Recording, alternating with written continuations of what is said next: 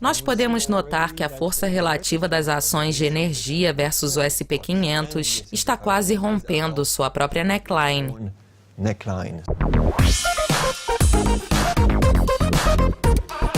Bom dia, Bruno. Bom dia. Vamos começar falando sobre o ouro, que recentemente rompeu o nível 1.300. Será que o metal poderia cair ainda mais? Nós tivemos um pouco de ação recentemente, na terça-feira. O gráfico ainda indicava uma tendência de alta. Além disso, a correção para baixo acaba de atingir o nível da média móvel de 200 dias. Que já vem subindo há 6 meses. Esse movimento também foi responsável por cerca de 2/3 da recente alta, de 1.260 a 1.377. Com os preços a 1.268, nossa expectativa é de que não haja muito mais queda, porque, como podemos notar na parte inferior do gráfico, se o impulso do estocástico semanal subir, nós também teremos uma reversão para a alta, o que basicamente significa que a correção a partir do nível 1.377 chegou ao fim a 1.267. The momentum on the weekly stochastics, and if we rebound here, we are going to get also a bullish divergence, which is basically saying the whole correction, which started at 1377, is probably over at 1267. E como anda o desempenho do petróleo? O movimento do ouro provavelmente foi um caso isolado, porque para o petróleo e outras commodities como o cobre, nós tivemos um acúmulo e ainda estamos esperando pela ruptura do nível 51, que está em um padrão cabeça e ombros. Isso significa que, quando rompermos acima do nível 51, teremos uma meta de cerca de 75. E como podemos notar aqui, a força relativa das ações de energia versus o SP 500 está quase rompendo sua própria neckline. Portanto, o sinal está se aproximando juntamente com o aumento do impulso. Que tipo de sinal estamos vendo para a taxa de rendimento de 10 anos dos Estados Unidos? Enquanto o petróleo está subindo, a taxa de 10 anos ainda está em uma faixa de negociação entre 1,50 e 1,75. Houve uma reversão da recente alta que vimos no início de setembro, mas a boa notícia é que a mínima atingiu níveis mais altos. Portanto, ainda estamos em uma tendência de alta e ultrapassamos o nível 1,65, abrindo caminho em direção a 1,75 e para uma meta de 2% para o primeiro trimestre de 2017. Isso já influenciou o setor financeiro dos Estados Unidos? Sim, essa é a boa notícia. A força relativa das finanças versus o SP 500 está revertendo sua linha de tendência descendente e está próxima a uma ruptura em termos nominais, o que deve ajudar o SP a se recuperar e sair dessa correção.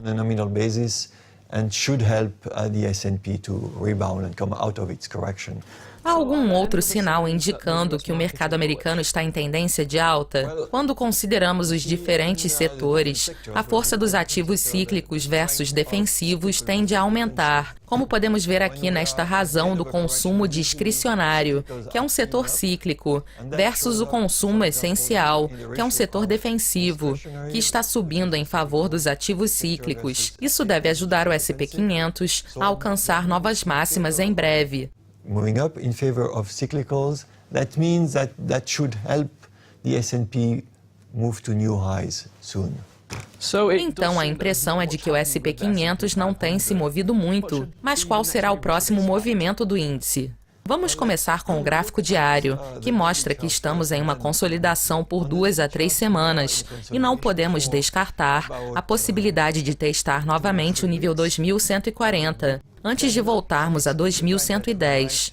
No gráfico semanal, se isso acontecer, nós provavelmente vamos chegar à média móvel de 200 dias de cerca de 2040, mas esse deve ser o fim dessa correção, que começou em meados de agosto.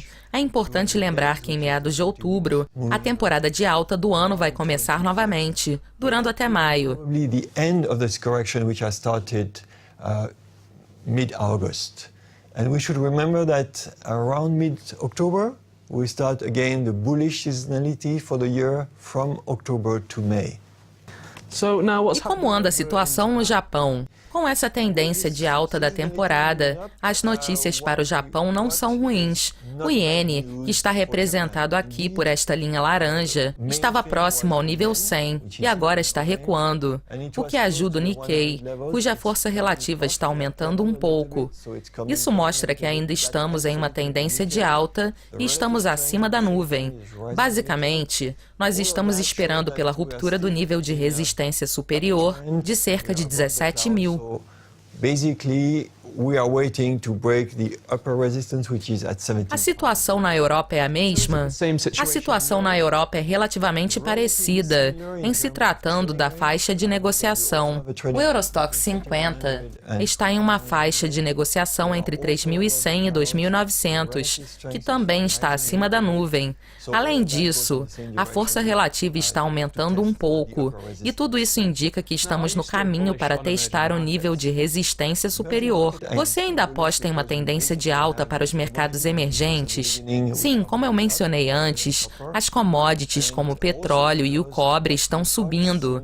E além disso, tivemos uma consolidação durante todo o mês de setembro. A força relativa do mercado chinês versus o S&P 500, representada por essa linha laranja, está relativamente estável.